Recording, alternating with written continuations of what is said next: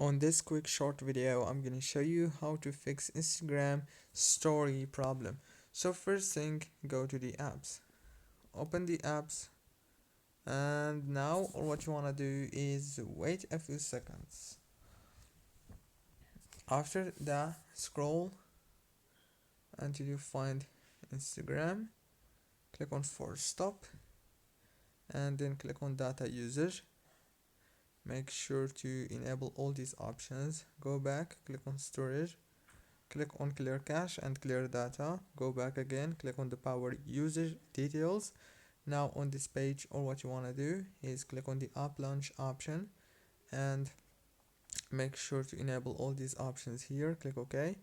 Now all what you want to do next is make sure to update your Instagram in the Play Store or the App Store.